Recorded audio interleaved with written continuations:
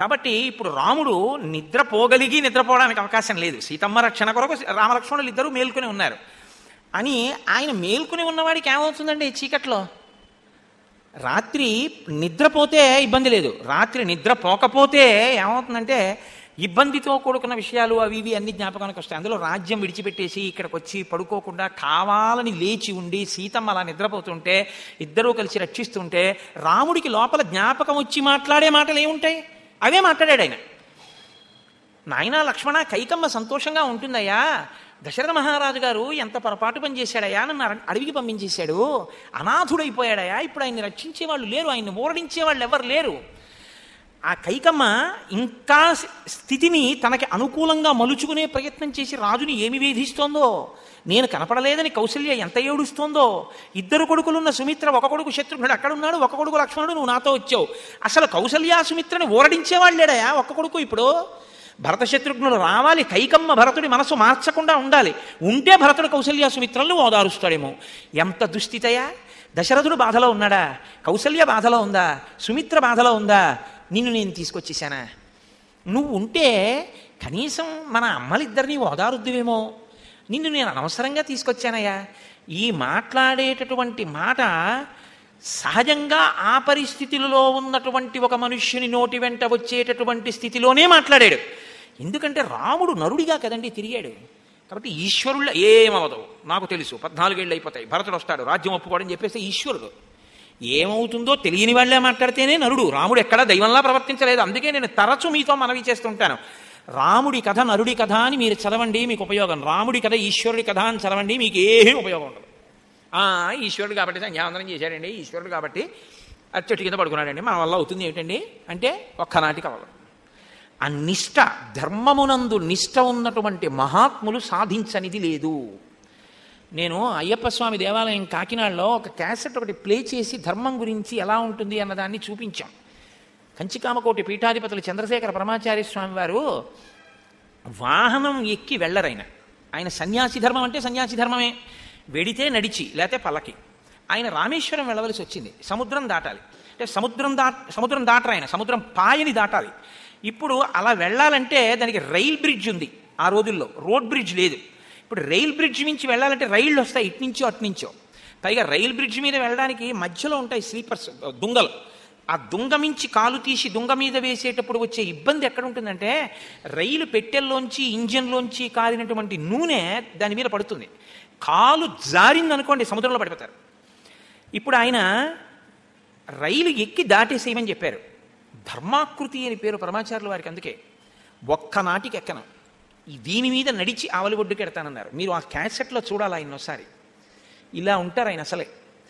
సముద్రం మీద గాలి ఆ మూల నుంచి ఈ మూలకి విసిరేస్తుంటే సత్యదండాన్ని ఇలాగే పట్టుకుని ఒక్కొక్క దుంగ మించి కాలు తీసి ఇంకొక దుంగ మీద వేస్తుంటే మన ప్రభుత్వం కాని బ్రిటిష్ ప్రభుత్వం తన ధర్మాన్ని తాను పాటించి ప్రపంచమంతటి చేత నిజమైన సన్యాసి అని ఈ మతానికి చందని దలైలామా చేత కూడా స్తోత్రం చేయబడిన మహాపురుషుడు పరమాచార్య అంటే ఆయన నడుస్తున్నారని రైళ్ళు ఆఫ్ చేసింది బ్రిటిష్ గవర్నమెంట్.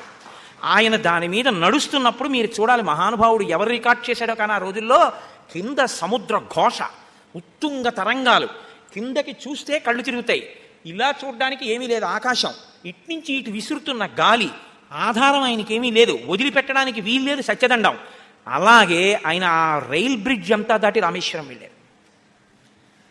మహాత్ములు ధర్మాన్ని అలా పట్టుకున్న వాళ్ళు ఉన్నారు. రాముడే అని మీరు అనుకోకండి, రాముడిలా ధర్మాన్ని ధర్మంలా పట్టుకుని ధర్మం కోసమే ప్రాణం విడిచిపెట్టేసిన మహాపురుషులు ఎందరో ఉన్నారు ఈ దేశంలో. నేను నిన్ననే మాకిచ్చిన విడిదిలో భోజనం చేస్తున్నప్పుడు మా గోపాలకృష్ణ గారితో ఇప్పటికీ ఎక్కడున్నారో అలాంటి మహాత్ములు మా ఇంటికి వచ్చినటువంటి ఒక మహాత్ముడి జీవితం గురించి చెప్తే ఎంత సంతోషించారో. ఆయన ఉన్నారు, ధర్మనిష్ట కలిగినటువంటి వాళ్ళు, లేకపోలేదు. మనం గుర్తించడంలో తేలా, వాళ్ళకి గుర్తింపు అక్కర్లేదు, వాళ్ళకి వాళ్ళ ధర్మం నడిస్తే చాలు, వాళ్ళకి ఇంకేం అక్కర్లేదు. కాబట్టి ఇప్పుడు రాముడు అంటాడు, నాయనా కాబట్టి కౌసల్యాసుమిత్రులను రక్షించడానికి నువ్వు వెంటనే బయలుదేరి ఇంటికి వెళ్ళిపోతే బాగుంటుంది అని నేను అనుకుంటున్నాను, కాబట్టి నువ్వు బయలుదేరు అన్నాడు. అంటే లక్ష్మణుడు అన్నాడు, అన్నయ్య నువ్వు చెప్పిన విషయం గొప్పదే, నేను కాదను, కానీ నాకు ఒక బలహీనత ఉంది అన్నయ్య అన్నాడు. ఏమిరా నాయనా అన్నాడు. నచ సీతా త్వయా హీన నచాహమపి రాఘవ, ముహూర్తమపి జీవావో జలన్మచ్చా వివోద్ధృతౌ. అన్నయ్య, నా జన్మకున్న బలహీనత ఏమిటో తెలుసా? నేను నిన్ను చూస్తే బతుకుతాను, నిన్ను చూడకపోతే నేను చచ్చిపోతాను. అన్నయ్య, బాగా నీరు నిండినటువంటి సరోవరంలో ఆడుకుంటున్నటువంటి చాప పిల్లని పట్టుకుందామని ప్రయత్నం చేసిన వ్యక్తి చెయ్యి పెట్టి చాపని పట్టుకుని పైకి తీసి ఒడ్డుకి విసిరేస్తే ఒంటికి తడి ఉన్నంతసేపు గిలగిలా కొట్టుకుని పైకి ఎగిరి ఎగిరి ఒంటి తడి ఆరిపోయిన తరువాత ప్రాణం విడిచిపెట్టేసేటటువంటి చాప పిల్లలా వెనక్కి తిరిగి వెళ్ళిపోతూ చూస్తున్నంతసేపు నువ్వు లీలామాత్రంగా ఎంతసేపు కనపడతావో అంతసేపు బ్రతికి, నువ్వు కనపడడం ఆగిపోగానే నేను చచ్చిపోతానన్నయ్యా, నేను ఉండలేను, అందుకే నీతో తిరుగుతున్నానన్నయ్యా, నా బలహీనత నా బలం కూడా ఇవే, నన్ను వెళ్ళమని అనకన్నయ్యా, సీతమ్మ నిన్ను విడిచి ఎలా ఉండలేదో నేను అంతే అన్నయ్యా, ఉండలేను అన్నాడు. ఇంకొక్క మాట మాట్లాడలేదు రాముడు. అలాగే నాన్న, నాతోనే వద్దు కానీ. రామలక్ష్మణులంటే అటువంటి భాతృభక్తి, అంతగా అనుగమించినవాడు. ప్రయత్నపూర్వకంగా అనుగమించడం కాదు, అనుగమించకుండా ఉండలేక అనుగమించినవాడు, అసలు అలా ఉండకపోతే బతకలేనివాడు. అంత ప్రేమ కలిగినవాడు లక్ష్మణమూర్తి అంటే రామచంద్రమూర్తి మీద. కాబట్టి ఇప్పుడు అరణ్యంలో ఆ రోజు రాత్రి పడుకున్నారు. మరునాడు శౌచసిద్ధి కలిగిన తర్వాత, అంటే స్నానాదులు పూర్తి చేసుకున్న తర్వాత బయలుదేరి భరద్వాజ మహర్షి యొక్క ఆశ్రమానికి వెళ్ళారు. వెళ్ళిన తర్వాత భరద్వాజ మహర్షి కూర్చుని ఉన్నారు. రాముడు తనని మహర్షికి పరిచయం చేసుకుంటున్నాడు. నేను మీతో చెప్పాను నరుడి కథ. అంతేగాని రాముడు వస్తే భరద్వాజుడికి తెలుసా అంటే భరద్వాజుడికి తెలుసు, విష్ణువు రాముడిగా వచ్చాడు, రాముడు అరణ్యవాసానికి వచ్చాడు, రావణ వధ కోసం ఇది జరుగుతోందని. కానీ భరద్వాజుడు లేచి వెళ్ళి పాద్యం ఇచ్చి తీసుకురాడు. ఎందుకంటే నరుడిగా ఉన్నాడు, ఆయన ధర్మం తనని గౌరవించడం, గురువుని తాను గౌరవించాలి, అంతేగాని తాను ఎదురెళ్ళి తీసుకురాకూడదు. ఇప్పుడు రాముడు అన్నాడు, నివేదయత చాత్మానం తస్మై లక్ష్మణ పూర్వజ పుత్రౌ దశరథస్యావాం భగవన్ రామలక్ష్మణౌ. మేము దశరథ పుత్రులం, మమ్మల్ని రామలక్ష్మణులు అంటారు. భార్యా మమేయం వైదేహి కళ్యాణీ జనకాత్మజ మాం చానుయాతా విజనం తపోవనం అనిందిత. అంటే చాలా స్వచ్ఛమైనటువంటి శీలం కలిగినటువంటి ఈ సీతమ్మ తన ధర్మాన్ని తాను రక్షించుకోవడం కోసం భర్తనైన నన్ను అనుగమించి తాను కూడా అరణ్యవాసానికి వచ్చింది. మేము ముగ్గురం తండ్రి శాసనం మేరకు అడవికి వచ్చాం అన్నాడు. తప్ప మా నాన్నగారినండి వరాలు అడిగిందండి అందుకు వచ్చానండి. ఇప్పుడు క్షత్రియులలో రాజులలో ఏమిటో తెలుసా అండి, తండ్రి అడవికి పంపడం అంటే పెద్ద అవమానం అన్నమాట. ఎందుకంటే పెద్ద కొడుకుని రాజ్యాధికారం ఉన్నవాడిని తండ్రి ఎందుకు పంపించేస్తాడు? ఏదో మహాపాతకం చేశాడు కాబట్టి పంపించేసి ఉంటాడు. కాబట్టి ముందు ఏం చెప్పాలంటే, నేను అలాంటి కాకుండా బాబాని చెప్పుకోవాలంటే, మా నాన్నగారికి 3 భార్యలండి, 3వ భార్య ఓ రాత్రి వరాలు అడిగిందండి, ఆయనకు వరాలు ఇచ్చాడండి, ఆయన్ని సత్యంలో పెట్టడానికి నేను వచ్చానండి తప్ప నా తప్పేం లేదండి అని చెప్పాలి. ఆయన అలా చెప్పలేదు. మహర్షి ఆయనకి తెలుసు, నేను ఎంత చెప్పాలో అంత చెప్తే చాలు, ఆయన అలా నన్ను అపార్థం చేసుకోవాలి, ఇంతే చెప్పాడంతే. ఆయన ఏమన్నాడో తెలుసా అండి, నువ్వు అరణ్యానికి వచ్చావని ఎందుకు వచ్చావో కూడా నాకు తెలుసు. తండ్రి ఇచ్చిన వరాల చేత తండ్రిని సత్యంలో నిలబెట్టడానికి వచ్చావు, రామా స్వాగతం. ఆ కూర్చున్న భరద్వాజ మహర్షి ఎలా ఉన్నారో తెలుసా? మృగపక్షిభిరాసీనో మునిభిత్య సమంతత రామమాగతమభ్యర్చ్య స్వాగతేనాహ తమ్ముని. ఆయన చుట్టూ మృగములు పక్షులు అన్నీ కూడా ఆయన చుట్టూ కూర్చున్నాయిట. శిష్యులు కాదు, శిష్యులు ఎలాగో కూర్చుంటారు, శిష్యులు కూర్చున్నారు. ఆ పక్కన పెద్ద పులి, ఆ పక్కన సింహం, ఆ పక్కన తోడేలు, ఆ పక్కన ఒక ఎలుకబంటి, ఆ పక్కన 2 కోతులు, ఓ 3 పిల్లులు, 4 కుక్కలు, 5 జింకలు, 6 లేళ్లు, 7 దుప్పులు అన్నీ కూర్చున్నాయి ఆయన చుట్టూ. వీటితో పాటు 6 పావురాయిలు, 7 భాసపక్షులు, 4 వానకోయిళ్ళు అన్నీ. రాముడు చూశాడు, ఇది మీరు చూడాలి, అది దాని ఉద్దేశ్యం. అలా ఉంటుందా అండి? ఉంటుంది. ఎందుకో తెలుసా? తపస్సు చేసేటటువంటి మహర్షి యొక్క శక్తి తరంగములు ఎన్ని భూతముల మీద పడతాయో ఆ భూతములన్నింటికీ కూడా ఒకదాని యందు ఒకదానికి ప్రేమ అంకురిస్తుంది. సహజమైనటువంటి వైరాన్ని మరిచిపోతాయి. పులికి వేటాడు అని ఎవరూ నేర్పక్కర్లేదు, వేటాడేస్తుంది. కానీ వేటాడే పులి వేట మరిచిపోయి ప్రశాంతంగా ఋషి దగ్గర అలా కూర్చుంటుంది. అది పక్కనే అది చంపగలిగిన ఆవులు అలా తిరుగుతున్నా చంపదు. నేను ఈ మధ్య కాకినాడ వచ్చే ముందు ఏదో ఒక ప్రత్యేకమైన కార్యం కోసం ఒక చోటుకి వెళ్ళా, ఓ పొలం గట్టుకి, సంటిబాబు గారి పొలం దగ్గరికి వెళితే అక్కడ నేను ఒక దృశ్యం చూశాను. ఒక కోడి పిల్లలు, ఓ కోడి పుంజు, ఓ కుక్క, ఓ పిల్లి, 3 పడుకుని ఉన్నాయి. కోడి పిల్లలు తిరుగుతున్నాయి, కుక్క అక్కడే పడుకుంది, 2 కాళ్ళు ముందుకు చాప.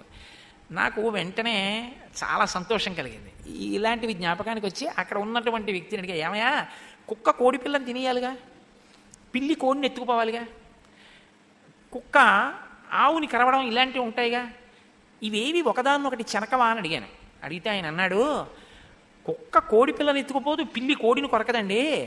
ఒకవేళ రాత్రి నక్కొస్తే మాత్రం ఈ కుక్కలన్నీ అరిచి వీటిని రక్షిస్తాయండి అన్నాడు. నేనన్నా అలా ఎలా కుదురుతుందన్నా. అతను అన్నాడు, దానికి ఏముందండి, మనందరం ఇదిగో ఈ యజమానికి సంబంధించిన వాళ్ళమని వాడికి తెలిసండి అన్నాడు. జంతువుకి అంత చిత్రమైన లక్షణం ఉంటుందండి. మనందరం యజమానికి సంబంధించిన వాళ్ళం, ఈ కోడి యజమాని సొత్తు, దీన్ని నేను రక్షించాలి తప్ప నీ తినకూడదు, ఈ కోడి నేను రక్షిస్తుంది. అదే కుక్క అదే కోడి వీధిలో ఉన్నాయనుకోండి, ఎవరి కోడో ఎవరి కుక్క అయితే ఈ కుక్క కోడిని ఎత్తుకుపోతుంది. ఒక యజమాని అయితే రక్షించుకుంటే అది గమ్మత్తు. అలాంటిది ఒక మహర్షి పక్కన ఉన్నటువంటివి జాతి వైరం మర్చిపోయంటే మీరు ఎందుకు ముక్కును వేలేసుకోవాలి అంటే, మీరు వేసుకున్నారని కాదు, మీరు ప్రాజ్ఞులు, మీకు అన్నీ తెలుసు. కాబట్టి అన్నీ ప్రేమగా కూర్చున్నాయంటే ఆయన తేజస్సు అటువంటిది. ఇప్పుడు రాముడు వెళ్ళిన తర్వాత 14 సంవత్సరములు అరణ్యంలో గడపాలనుకుంటున్నాను, తాపసిగా ఉంటాను, మాకు అనుకూలమైన ప్రదేశం చెప్పండి అంటే భరద్వాజుడు అన్నాడు, 14 ఏళ్ళు నువ్వు ఎక్కడికో వెళ్ళక్కర్లేదు, ఇక్కడే ఉండొచ్చు, నాతో పాటు ఉండి ఇక్కడే తపస్సు చేసుకుని 14 ఏళ్ళు పూర్తి చేసుకుని వెళ్ళిపో. అవతార ప్రయోజనం ఒకటి ఉంది కదండి, అది మాట్లాడిస్తుంది. రాముడు అన్నాడు, ఇక్కడికి కొద్ది దగ్గరలో జనపదాలు ఉన్నాయి, వాళ్ళకి ఏంటంటే నా మీద ప్రీతి. అందులో ఇది ఎలా ఉంటుందంటే, రాముడు అంటేనే వాళ్ళందరూ చాలా గొప్పగా చెప్పుకునేవారు. అందులో ఇప్పుడు రాముడు పితృవాక్య పరిపాలన కొరకు బయటకు వచ్చేసాడంటే రాముడు ఎక్కడికి వెళ్ళినా చూడడానికి ఎగబడతారు. ఈ చూడ్డానికి ఎగబడ్డం అనేటటువంటి లక్షణం అప్పుడు ఇప్పుడు ఎప్పుడు ఉన్నదే కాబట్టి దాని గురించి నేను కొత్తగా చెప్పక్కర్లేదు. కాబట్టి అప్పుడు ధర్మాత్ముల్ని చూసేవారు, రెండో విషయాన్ని నేను పూర్తి చేయను. కాబట్టి ఆ జనపదాల్లో ఉండేటటువంటి వాళ్ళందరూ కూడా చూడ్డానికి వస్తారు, వస్తే వాళ్ళందరూ మాట్లాడతారు, ఇవన్నీ ఇబ్బందికరంగా ఉంటాయి. అందుకని నిర్మానుష్యంగా ఉండే ప్రదేశం ఏదైనా మాకు చెప్పండి అన్నాడు. అంటే ఆయన అన్నాడు, వాళ్ళకి అరణ్యం మీద ఎంత పట్టో చూడండి ఋషులకి. నేను చాలా మార్లు తిరిగాను, ఇక్కడ దావాగ్ని ఉండదు, అటువంటి ప్రదేశం చెప్తాను రామ. దశక్రోశ ఇతస్తాత గిరిర్యత్ర నివత్స్యసి మహర్షి సేవిత పుణ్య సర్వత సుఖదర్శన గోలాంగూలానుచరితో వానరర్ష నిషేషిత చిత్రకూట ఇతి ఖ్యాతో గంధమాదన సన్నిభ యావతా చిత్రకూటస్య నరః శృంగాణ్యవేక్షతే కళ్యాణాని సమాధత్తే నపాపే కురుతే మనః ఋషయస్తత్ర బహవో విహృత్య శరదాం శతం తపసా దివమారూఢాః కపాల శిరసా సహా. నాయన ఇక్కడి నుంచి 10 క్రోసుల దూరం వెడితే చిత్రకూటం అనేటటువంటి ఒక పర్వతం ఉంది. ఆ చిత్రకూట పర్వతంలో ఆ భల్లూకములు కోతులు ఎక్కువగా తిరుగుతూ ఉంటాయి. అది గంధమాదన పర్వతం ఎలా ఉంటుందో అలా ఉంటుంది. యావతా చిత్రకూటస్య నర శృంగాణ్య వీక్షతి.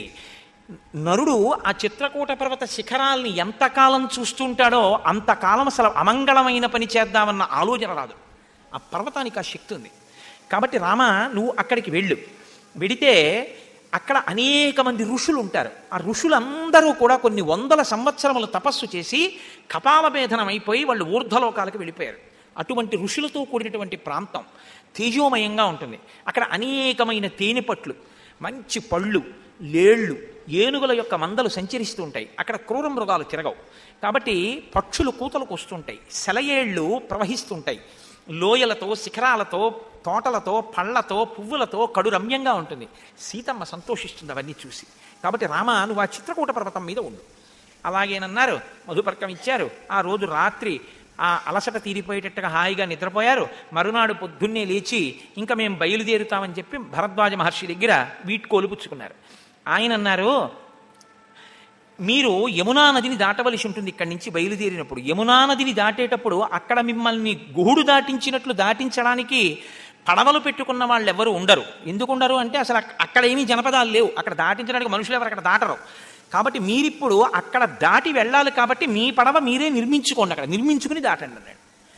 దాటి ఆవలి ఒడ్డుకి వెళ్ళిన తరువాత కొంత దూరం వెడితే తతో న్యగ్రోధమాసాద్య మహాంతం హరితచ్చదం వివృద్ధం బహుభిర్వృక్షై శ్యామం సిద్ధోపసేవితం తస్మై సీతాంజలిం కృత్వా ప్రయుంజీతాశిష శివ.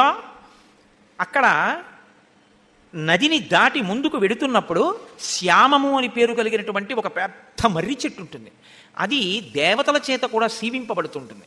ఆ చెట్టు దగ్గరికి వెళ్ళి ఎవరైనా నమస్కారం చేసి ఏదైనా కోరిక కోరుకుంటే ఆ చెట్టు అటువంటి స్థితిని ఇవ్వగలదు, ఆ చెట్టు అలా రక్షించగలదు. నేను ఇది చెప్తే కాకతాళీయం అనుకోకండి. ఎక్కడ జరిగింది నేను మీకు తర్వాత చెప్తాను, సభాముఖంగా చెప్పే విషయం కాదు పేర్లు. ఒక మహావృక్షం ఉన్న చోట మహావృక్షాన్ని తీసేసేటప్పుడు యథాలాపంగా తీసేస్తే ఇబ్బందులు వస్తాయి. అది చాలా కాలం, కొన్ని వందల సంవత్సరములు, వేల సంవత్సరములు ఉండిపోయినటువంటి చెట్టు. నమో హరికేశాయోపవీతినే పుష్టానాం పతయే నమో నమో వృక్షేభ్యో అంటాం రుద్రాధ్యాయంలో. చెట్టు ఆకులు, ఆకుపచ్చతనం శివస్వరూపం. కాబట్టి ఆ న్యగ్రోధం ఉందే, ఆ మర్రి చెట్టు, అది దేవతలలా అనుగ్రహాన్ని ఇవ్వగలదు. అక్కడికి వెళ్ళి సీతమ్మని నమస్కరించమని చెప్పండి. ఎందుకని నమస్కరించాలి? సీతమ్మ రాముడు గురించి, లక్ష్మణుడి గురించి, జనకుడి గురించి, 2 వంశాల గురించి, రాజ్యం గురించి అన్ని నమస్కారాలు ఆవిడే చేసేస్తుంది. పురుషుడికి ఒక సౌలభ్యం ఉందండి లోకంలో. నేను 100 ఏళ్ళు బతికుండాలని నాకు నేను ఆశీర్వచనం చేసుకోకూడదు, నేను 100 ఏళ్ళు బాగుండాలని నాకు నేను ఆశీర్వచనం చేసుకోకూడదు. కాబట్టి తేలిక మార్గం ఏమిటంటే మా ఆవిడ్ని దీర్ఘసుమంగళీ భవ అని ఆశీర్వచనం చేయడమే కదా. మా ఆవిడికి నేను అలా ఆశీర్వచనం చేసేస్తే నేను బాగుంటాను, నాకు నేను చేసుకోకూడదు. మా ఆవిడికి అలా చేసేస్తే ఆశీర్వచనం నేను బాగుంటాను. కాబట్టి మగవాడికి అది ఎంత సులభమో, ఆడది ఎప్పుడూ మగవాడి గురించి నమస్కారం చేస్తుంది. తన గురించి తాను మగవాడు చేసుకున్నా చేసుకోకపోయినా ఆడది చేస్తుంది. అదే ఈ జాతిలో గొప్పతనం. ఆడది తన కొరకు చేసుకోదు, తన భర్త కోసం, బిడ్డల కోసం చేస్తుంది. కాబట్టి సీతమ్మని అక్కడ నమస్కారం చెయ్యమని చెప్పు. సరే, భరద్వాజాశ్రమంలో చెప్పినట్టుగా యమునా నది ఒడ్డుకెళ్ళారు. ఒక చిన్న పడవ లాంటి దాన్ని నిర్మించుకున్నారు, దాని మీదకి ఎక్కారు. సుడులతో ఉన్న ఆ సూర్యపుత్రి అయినటువంటి యమునని దాటారు, ఆవలి ఒడ్డుకెళ్ళారు. వెళ్ళిన తర్వాత అక్కడ ఒక కడురమ్యమైనటువంటి ప్రదేశాన్ని చూశారు. చక్కటి సెలయేరు ప్రవహిస్తోంది, వానకోయిలు కూస్తున్నాయి, దానికి ప్రతిగా నెమళ్ళు కూస్తున్నాయి. ఎక్కడ చూసినా మంచి పొలాలు, పెద్ద పెద్ద తేనెపట్లు, చిలుకలు, పక్షులు, వాటి అరుపులు, మంచి రమ్యంగా ఉంది. లక్ష్మణుణ్ణి పిలిచి ఇక్కడ నువ్వు ఒక పర్ణశాలని నిర్మించు అన్నాడు. దృఢమైన కర్రలు తెచ్చి ఎక్కడెక్కడ అగ్ని వేదులు ఉండాలో, ఎక్కడ దేవతార్చన పీఠాలు ఉండాలో, ఎక్కడ ఏ గది ఉండాలో దానికి తగినట్టుగా ఒక పర్ణశాలని నిర్మించాడు. నిర్మించి అన్నయ్య పర్ణశాల నిర్మాణం చేశాను అన్నాడు. రాముడు అన్నాడు, కర్తవ్యే వాస్తు శౌనం సౌమిత్రే చరదీభిః. నాయనా లక్ష్మణ, వేదం చెప్తోంది. రాముడు ఏది చెప్పినా వేదం చెప్పిందే చెప్తాడు, శాస్త్రం చెప్పిందే చెప్తాడు. కర్తవ్యే వాస్తు శమనం సౌమిత్రే చిరజీవిభిః. వాస్తు శమనం చెయ్యకుండా ఇంట్లోకి వెళ్ళకూడదు. గృహప్రవేశం చేస్తే వాస్తు పూజ చెయ్యాలి. వాస్తు పూజ చెయ్యకుండా ఇంట్లోకి వెళ్ళిపోతే ఆ ఇంట్లో ఉన్నవాళ్ళు చిరకాలం బతకరు. కాబట్టి లక్ష్మణ, మనం వాస్తు పూజ చేద్దాం అని అన్ని మంత్రములు రాముడికి తెలుసు, వేదం చదువుకున్నాడు. అందుకని ఆయనే ఆ వాస్తు హోమం చేసుకున్నాడు. చేసుకుని అన్నాడు, మనం క్షత్రియులం కాబట్టి ఒక కృష్ణ జింకని, ఏ అవయవలోపం లేని దాన్ని నువ్వు పట్టి, చంపి, కాల్చి, పచనం చేసి మాంసం పట్టుకురా, దేవతలకి నివేదన చేస్తానన్నాడు. వెళ్ళి లక్ష్మణుడు తీసుకొచ్చాడు, దాన్ని నివేదన చేశారు. నివేదన చేసిన తరువాత చక్కగా వాళ్ళు ఆ ఇంట్లో సంతోషంగా ముగ్గురు అన్ని కష్టాలు మరిచిపోయి ఆ ఋషుల్ని చూస్తూ, ప్రతిరోజు ఆ పక్షుల కలకూజితాలు వింటూ, చక్కగా నదులలో స్నానం చేస్తూ, ఎంతో సంతోషంగా కందమూలాల్ని భక్షిస్తూ ఆనందంగా జీవితాన్ని గడిపేస్తున్నారు. ఇక్కడ బయలుదేరినటువంటి సుమంతుడు రాముడు కంటికి లీలగా కనపడినంతసేపు చూసి రాముడు కనపడడం మానేసిన తర్వాత రథాన్ని తీసుకుని అయోధ్య చేరాడు. అయోధ్యాపట్టణం అంతా కూడా భర్త మరణించినటువంటి భార్య ఎలా ఉంటుందో అలా ఉంది. ఎవ్వరి ముఖంలోనూ కాంతి లేదు, కళ లేదు, సంతోషం లేదు.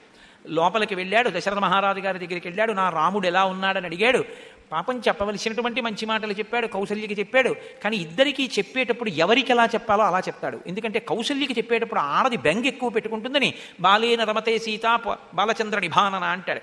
సీతమ్మ చాలా సంతోషంగా ఉంది, అరణ్యంలో చక్కగా చిన్నపిల్ల ఆడుకున్నట్టు ఆడుకుంటోంది, రాముడితోటి ఏమీ ఇబ్బంది లేదని చెప్పాడు. కోడల గురించి ఎక్కువ బెంగ అత్తగారికి మామగారికి. కాబట్టి ఈ మాటలు చెప్పాడు, ఉపశమనం కల్పించాడు. కానీ నా కొడుకు ఇంత కష్టపడుతున్నాడా, అడవుల్లో తిరుగుతున్నాడా, చెట్ల కింద పడుకున్నాడా, లక్ష్మణుడు ఇంత బాధపడుతున్నాడా, నేను ఎంత దారుణమైన నిర్ణయం చేశాను, వెడుతున్నప్పుడు ఎక్కడ చూసినా ప్రజలందరూ నన్నే విమర్శిస్తూ మాట్లాడుకుంటున్నారా అని దశరథుడు బాధపడి ఏడ్చి స్పృహ తప్పిపోయాడు. సరే, ఆ తర్వాత సుమంతుడు అక్కడి నుంచి బయలుదేరిపోయి వెళ్ళిపోయాడు. వెళ్ళిపోయిన తర్వాత దశరథ మహారాజు గారికి స్పృహ కలిగింది, ఆయన కూర్చున్నాడు. కానీ తన కొడుకు అరణ్యవాసానికి వెళ్ళిన తరువాత పడినటువంటి కష్టాలు విన్నటువంటి తల్లి మనస్సుతో ఉన్నటువంటి కౌసల్య తట్టుకోలేకపోయింది. ఆవిడంది, న పరేణాహృతం భక్ష్యం వ్యాఘ్రః కదితుమిచ్చతి ఏవమేతన్నర వ్యాఘ్రః పరలీడం న మన్యతే. నువ్వు నా కొడుకుని అరణ్యవాసానికి పంపించావు రాజా, 14 సంవత్సరముల తర్వాత రాముడు తిరిగి వస్తాడు, పట్టం కట్టుకుంటాడు అంటున్నావు. కానీ ఈలోగా భరతుడు వస్తాడు, రాజ్యం ఇచ్చేసావు. కాబట్టి పట్టాభిషేకం అయిపోతుంది. రాముడు పెద్ద పులి లాంటివాడు. పెద్ద పులి తాను వేటాడినది తింటుంది తప్ప ఇంకో మృగం ముట్టుకున్నది తాను తిందాం. రాముడు ఒకసారి భరతుడు సింహాసనం మీద కూర్చుని పరిపాలించేసి అన్నయ్య నువ్వు వచ్చావు కాబట్టి మళ్ళీ నీకు ఇస్తున్నానంటే పుచ్చుకునేటటువంటి వాడు కాడు. కాబట్టి నా కొడుకు ఎప్పటికీ ఇంకా అరణ్యాల్లోనే ఉండిపోతాడు. అలా అరణ్యాల్లో ఉండిపోయేటటువంటి స్థితిని అటువంటి నిర్ణయం చేసి నువ్వే కల్పించావు.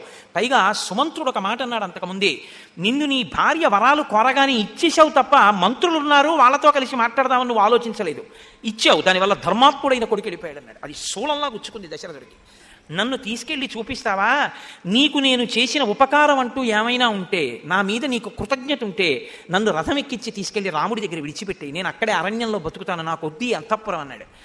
అంత బాధలో ఉన్నాడు. ఇప్పుడు కౌసల్య ఈ మాట అంది. ఇప్పుడు దశరథుడికి ఎలా ఉంటుందో, ఎంతమంది ఎన్ని వేపుల నుంచి శూలాలు పెట్టి పొడి చేస్తున్నారో చూడండి అని ఆవిడంది. శతాదృశ సింహబలో వృషభాక్షో నరశభ స్వయమేత హత పిత్ర జలజేనాత్మజో యథ. సింహం ఎటువంటి బలం కలిగి ఉంటుందో అటువంటి పరాక్రమం ఉన్నవాడు, వృషభ సదృశమైనటువంటి గొప్ప పరాక్రమం ఉన్నవాడు నా కొడుకుని ఎంత తేలికగా నువ్వు మట్టు పెట్టేశావో తెలుసా దశరథ? ఒక చాప ఇంకొక చాపని మింగేయడం దాని జాతి లక్షణం. అలా ఒక తండ్రే తన కొడుకుని కబళించేసినటువంటి అపకీర్తి నీదే. ఇంత పరాక్రమం ఉన్నా చేతకాని వాణ్ణి చేసి నా కొడుకుని అడవికి పంపించావు, రాజ్యం ఏలకుండా చేశావు. దీనికి అంతటికీ నువ్వే కారణం, నువ్వు చేసిన నిర్ణయమే కారణం అని గతిరేకా పతిర్నార్య ద్వితీయా గతిరాత్మజ తృతీయా జ్ఞాతయో రాజన్ చతుర్థీ నెహ విద్యతే. రాజా, నేను ధర్మశాస్త్రాలు చదివాను, నాకు కూడా శాస్త్రప్రవేశం ఉంది.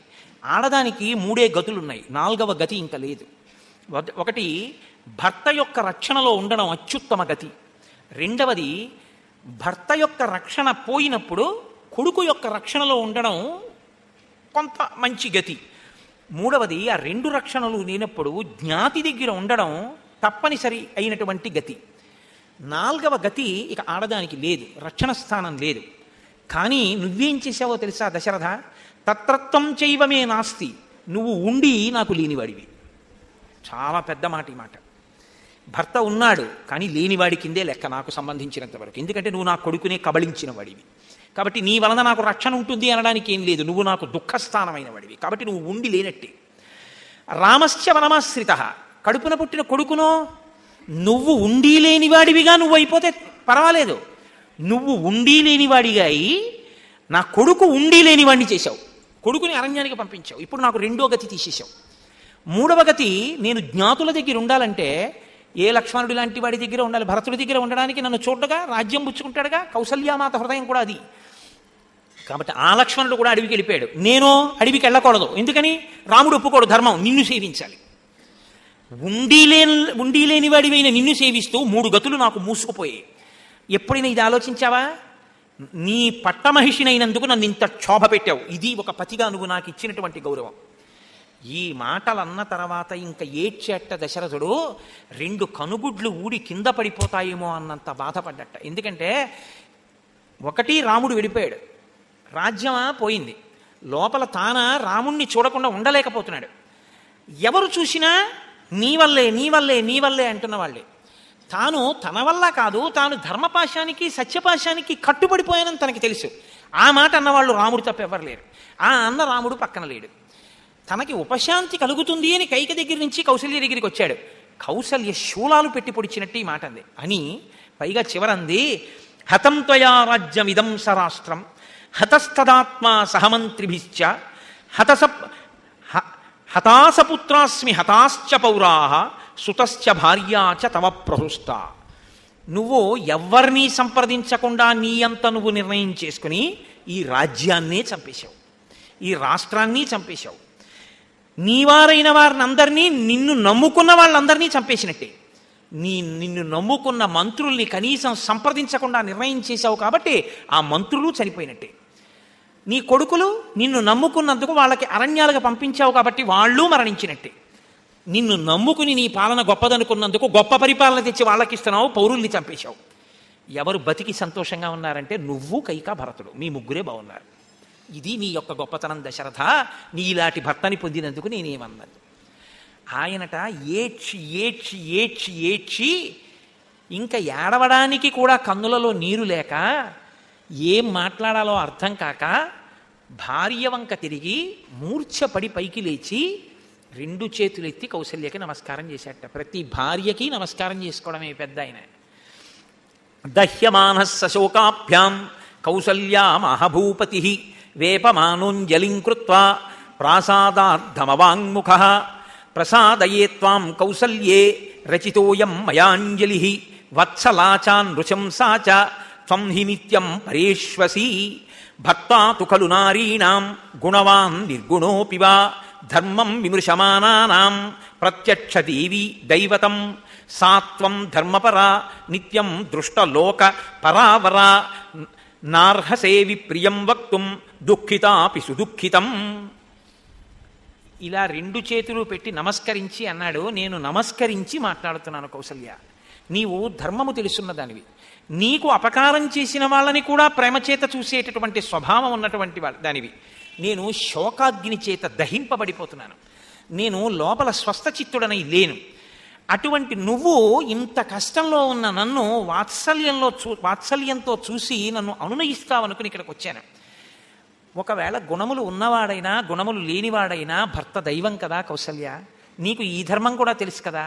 మరి ఇంత కష్టంలో ఉన్న నన్ను ఎందుకు ఇంత బాధ పెడుతున్నారు మీ అందరూ? ఎందుకు ఇంత దారుణమైన మాటలు మాట్లాడుతున్నారు? నువ్వు తెల్లవారి లేస్తే లోకాన్నంతటినీ చూసి ధర్మాధర్మములు తెలిసి మాట్లాడేటటువంటి దానివి, నువ్వు నన్ను ఇలా తూలనాడి మాట్లాడడం న్యాయమా చెప్పు అని.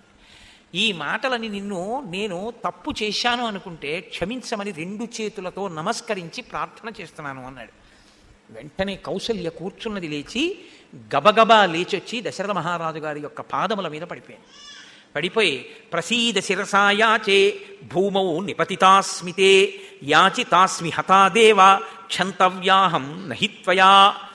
రాజా, నన్ను మీరు క్షమించండి, ఇంతకన్నా నేనేం చెప్పలేను. భూమి మీద పడి నా తల మీ పాదములకు తాటించి నమస్కరించి క్షమార్పణ చెప్తున్నాను. నేను చనిపోయాను. ఎప్పుడు చనిపోయానో తెలుసా? ఏనాడు మీ 2 చేతులు ఎత్తి నాకు నమస్కరించేటట్టు నేను మాట్లాడానో ఆనాడే నేను చనిపోయాను. చాలా పెద్ద తప్పు చేశాను. ఇలా నేను మాట్లాడకూడదు భర్తతో. మీరు ఎంత బాధలో ఉండి నా దగ్గరికి వచ్చారు, నేను మీకు ఉపశమనం కలిగేటట్టు మాట్లాడకపోగా మీరు అంజలి ఘటించేటట్టుగా మాట్లాడాను. నా యొక్క దోషము మన్నింపబడుగాక అని ఆయన పాదముల మీద తలపెట్టి బాధపడి, జానామి ధర్మం ధర్మజ్ఞ త్వాం జానే సత్యవాదినం పుత్రశోకార్తయా తత్తు మయా కిమశిభాషితం. మీరు పరమ ధర్మజ్ఞులు, సత్యసంధుడు, ఈ విషయం నాకు తెలుసు. కానీ ఒక తల్లిగా కొడుకు యొక్క కష్టాలు విని తట్టుకోలేక ఇలా మాట్లాడాను తప్ప నాకు నిజంగా అంతరంగంలో మీ యందు కించిత్ కూడా అన్యమైన అభిప్రాయం లేదు. నన్ను మీరు క్షమించండి. శోకో నాశయతే ధైర్యం శోకో నాశయతే శ్రుతం శోకో నాశయతే సర్వం నాస్తి శోక సమోరిపు. రామాయణంలో కొన్ని శ్లోకాలండి కరిగించిన బంగారంతో రాయాలి, అలా ఉంటాయి. శోకో నాశయతే ధైర్యం, అకస్మాత్తుగా వచ్చి పడిపోయిన శోకం ఉందే అది ధైర్యాన్ని పోగొట్టేస్తుంది. శోకో నాశయతే శ్రుతం, విన్నవన్నీ మర్చిపోతాడు శోకానికి. శోకో నాశయతే సర్వం, శోకం సర్వాన్ని నాశనం చేస్తుంది. నాస్తి శోక సమో రిపు, శోకంతో సమానమైన శత్రువు లేదు. ఈ శోకమే నన్ను ఇవాళ ఇంత పెద్ద మాట మీ పట్ల అనిపించింది, కాబట్టి నన్ను క్షమించండి అని చెప్పింది. బాగా చీకటి పడిపోయింది. ఇంకొక గంటలో అర్ధరాత్రం సమీపించేటటువంటి స్థితి. అటువంటి సమయంలో దశరథ మహారాజు గారికి పడుకుని నిద్రపోతున్న వాడికి తెలివి వచ్చింది. అప్పటికే కౌసల్యాదులకు కూడా కునుకు పడుతోంది. ఎవరు లేరు లోపల. అంతఃపురంలో ప్రభువు నిద్రిస్తున్నప్పుడు ఎవరుంటారు? ఒక కౌసల్య సుమిత్రే ఉన్నారు. ఆయన ఒక మాట అన్నాడు, ఎందుకు ఇంత పెద్ద కష్టం నాకు వచ్చింది? ఏ పాపం చేశాను నేను? ఏ తప్పు తీర్పిచ్చి ఏ తల్లి నుంచి ఏ బిడ్డని వేరు చేశాను? ఏ ఆవు పొదుగు దూడ తాగుతుండగా కోసేశాను? ఎందుకు ఇంత కష్టపడుతున్నాను అని ఆలోచించాను. జ్ఞాపకం వచ్చింది కౌసల్య. నాకప్పటికి ఇంకా పెళ్లి కాలేదు. 60,000 సంవత్సరాల వయస్సున్న దశరథుడు చెప్పుకుంటున్నాడు, నిండు యవ్వనంలో ఉన్నాను. మంచి వర్షాకాలం, అరణ్యాలన్నీ కూడా నీటితో నిండి ఉన్నాయి. పక్షుల రెక్కలు తడిసిపోయి అతి కష్టం మీద తడిసి వంగి ఉన్న కొమ్మల యొక్క చిటారు భాగములను చేరుకుంటున్నాయి. అటువంటప్పుడు నాకు వేటాడాలని కోరిక పుట్టింది. నేను వేటకి బయలుదేరి వెళ్ళాను. బాగా చీకటి పడింది. సరయూ నదీ తీరంలో ఒక పొదచాటున దాక్కుని ఉన్నాను. ఆ పొదచాటున దాక్కుని ఉండగా నాకు శబ్దభేది విద్య వచ్చు. ఎక్కడైనా శబ్దం వస్తే శబ్దాన్ని బట్టి బాణప్రయోగం చేస్తాను ప్రాణిని చంపడానికి. రాత్రి ఏనుగులు నీటిని త్రాగటానికి వస్తాయి కాబట్టి ఒక దున్నపోతు కానీ ఏనుగు కానీ నీరు తాగుతుంటే గురి చూసి కొడదాను చప్పుడిని బట్టి. ఎందుకంటే ఏనుగు నీరు తాగితే బాగా చప్పుడు వస్తుంది, ఎందుకంటే తొండంతో లాగుతుంది నీటిని. అందుకని ఆ శబ్దం కోసం ఎదురు చూస్తున్నాను. ఇంకా కొంచెం సేపట్లో తెల్లవారిపోతుందనగా బాగా చీకటి ఉండగా నాకు ఏనుగు నీరు తాగుతున్న చప్పుడు వినపడింది. నేను వెంటనే బాణాన్ని విడిచిపెట్టాను. ఈలోగా హతోస్మి, ఎక్కడో అరణ్యంలో తపస్సు చేసుకుంటూ తల్లిదండ్రుల్ని అంధులైన వాళ్ళని సేవిస్తున్నటువంటి ఒక మునిబాలుడి మీద బాణం వేసి చంపినటువంటి వాడెవరు అన్న కేక వినపడింది. కాబట్టి నేను గబగబా అక్కడికి పరిగెత్తాను. కౌసల్య నాకిప్పుడు జ్ఞాపకం వస్తోంది. యదాచరతి కళ్యాణి శుభం వా గిరి వా శుభం కదే వల్లభతే భద్రే కర్త కర్మజమాత్మనః గురులాఘవమర్థ అర్థానాం ఆరంభే కర్మణాం ఫలం దోషం వాయో నజానాతి సబాల ఇతిహోచ్యతే. పురుషుడు తెలిసి చేసినా తెలియక చేసిన పని యొక్క ఫలితాన్ని మాత్రం అనుభవించి తీరవలసిందే, దానికి ఇంకొక మార్గం లేదు. నేను చేసిన పని నాకు అనుభవంలోకి వస్తోంది. అలా యుక్తాయుక్తములు దీర్ఘదృష్టితో ఆలోచించకుండా చేసిన వాడినే కదా మూఢుడిని పిలుస్తుంది శాస్త్రం. నేను కూడా అలాగే చేశాను. ఆనాడు వేసిన బాణానికి ఏనుగు పడింది అనుకున్నాను, ఒక మునిబాలుణ్ణి పడగొట్టాను. ఇప్పుడు నేను అక్కడికి వెళ్ళి చూసిన తరువాత తస్మిన్ నిపతితే బాణే నాగభూత్ తత్ర మానుషీ కథమస్మద్విధేశస్త్రం నిపతేత్తు తపస్విని. తపస్సులో ఉన్న నన్ను కొట్టిన వాడెవరు అన్న మునిబాలుని యొక్క ఆర్తనాదం వినపడింది. వెళ్ళి చూస్తే మర్మస్థానమునందు నా బాణం గుచ్చుకోవడం వల్ల నెత్తిరోటిపోతూ చిట్ట చివరి ప్రాణములతో భూమి మీద పడి గిలగిల కొట్టుకుంటున్నాయి జడలు కట్టుకున్న ఒక మునిబాలుడు కనపడ్డాడు. ఆయన నన్ను చూసి అన్నాడు, ఎందుకు ఈ బాణం వేశావన్నాడు. నేను నీ మీద వెయ్యాలనుకోలేదు, నాకు వచ్చినటువంటి శబ్దభేద విద్య చేత ఒక ఏనుగుని కానీ మహిషాన్ని కానీ కొట్టాననుకుని బాణం వేశాను. నువ్వు కుండ నీటిలో ముంచుతున్నప్పుడు వచ్చిన గుడగుడ శబ్దం నాకు ఏనుగు నీటిని పీలుస్తున్న శబ్దంలా అనిపించింది, అందుకు వేశాను తప్ప నేను ప్రయత్నపూర్వకంగా కొట్టలేదు అన్నాను. ఇప్పుడు ఆ బాలుడు నాతో అన్నాడు, భయపడకు, నేను మునిబాలుడను కదా, నన్ను చంపితే నీకు బ్రహ్మహత్యా దోషం వస్తుందేమో అని బెంగ పెట్టుకోకు. నా తండ్రి వైశ్యుడు 4వ జాతి స్త్రీతో కలిసి జీవించిన కారణంగా నేను పుట్టాను, కాబట్టి నీకు బ్రహ్మహత్యా దోషం లేదు, కాబట్టి ఆ ఇబ్బంది నీకు లేదు. కానీ నా తల్లిదండ్రులు అంధులు, వాళ్ళ జీవితం నా మీదే ఆధారపడింది. దాహార్తితో ఉన్న నా తండ్రి తల్లి నీరు తెమ్మంటే నేను ఇక్కడికి వచ్చాను. వాళ్ళు దాహంతో పరితపిస్తూ ఉంటారు. కాబట్టి నువ్వు ఈ నీటి కుండ పట్టుకొని నా తండ్రి శపించకముందే వెళ్ళి నీ బాణానికి నేను నిహతుడనైపోయానన్న మాట చెప్పి వాళ్ళకి నీళ్లు అందించు.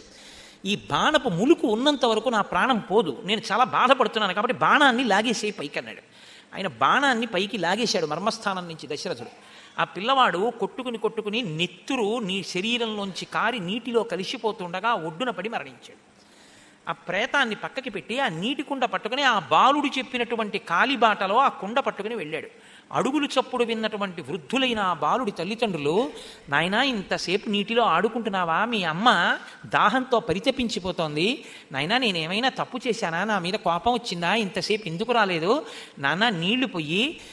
ఏమీ చూడలేని నన్ను ప్రతిరోజు తెల్లవారుజామున లేచి వేదపాఠాలు చదువుకుని నా దగ్గరికి వచ్చి పుస్తకాలు చదివి నాకు పళ్ళు పెట్టి కందమూలాలు పెట్టి నీళ్ళిచ్చి కాపాడేటటువంటి నువ్వు ఇంతసేపు కనపడకపోతే తల్లడిల్లిపోయాను, నాయనా దగ్గరికి రా అన్నాడు ఆ తండ్రి. దశరథుడు జరిగినటువంటి విషయాన్ని చెప్పాడు. ఆ తండ్రి క్రుద్ధుడై నా కొడుకు శరీరం ఎక్కడికి పడిపోయిందో అక్కడికి తీసుకెళ్ళమన్నాడు. ఆ తల్లిదండ్రులు అక్కడికి తీసుకెళ్ళాడు. ఆ కొడుకు యొక్క శవాన్ని పట్టుకుని దాని మీద పడి పొర్లి ఏడ్చారు ఆ తల్లిదండ్రులు. ఏడ్చి, అంధులం మాకు ఇప్పుడు జీవితం ఏది అని అడిగారు. అంటే దశరథుడు అన్నాడు, నన్ను ఏం చేయమంటారని అడిగాడు. అంటే ఆ తల్లిదండ్రులు అన్నారు, చితి పేర్చు, మాకు ఇంత సేవ చేసినటువంటి ఫలితానికి, అంధులైన తల్లిదండ్రుల్ని సేవించిన ఫలితానికి నా కుమారుడు స్వర్గలోకాన్ని పొందుతాడు అని చెప్పారు. అప్పుడు ఆ పిల్లవాడి యొక్క సూక్ష్మ శరీరం దివ్యమైన విమానంలో ఇంద్రలోకానికి వెళ్ళిపోతూ, ఏమీ చేయకపోయినా తల్లిదండ్రుల్ని సేవించినందుకు నా శరీరం పడిపోయిన తర్వాత నన్ను దేవలోకానికి తీసుకెళ్తున్నారు, తండ్రి నీకు నాకు బంధం విడిపోయింది, ఇదే నా తుట్టతొద నమస్కారం అని నమస్కరించి వెళ్ళిపోయాడు. కొడుకు లేకపోతే ఎలాగో జీవించలేం కాబట్టి మా శరీరాల్ని కూడా కొడుకు శరీరంతో పాటు చితి మీద పెట్టి వ్రేల్చేయమని ఆ తండ్రి మరణించే సమయంలో ఒక శాపవాక్కు విడిచిపెట్టాడు. ఏడుస్తూ కొడకా అంటూ కాలిపోతున్న తండ్రి పుత్రవ్యసనజం దుఃఖం యదా తన్మమ సాంప్రతం ఏవం ఏవం తం పుత్రశోకేన రాజన్ కాలం కరిష్యసి. నేను ఎలా కొడకా కొడకా అని ఏడుస్తూ చచ్చిపోయానో నీవు కూడా కుమారా కుమారా అని ఏడుస్తూ చచ్చిపోతావు. అప్పటికి దశరథుడు ఏమనుకున్నాడో తెలుసా అండి?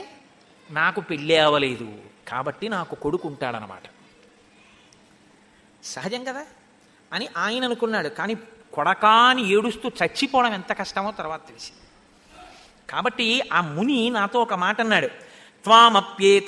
త్వామప్యేతాదృశో భావః క్షిప్రమేవ గమిష్యతి జీవితాంతకరో ఘోరో దాతారమివ దక్షిణాః.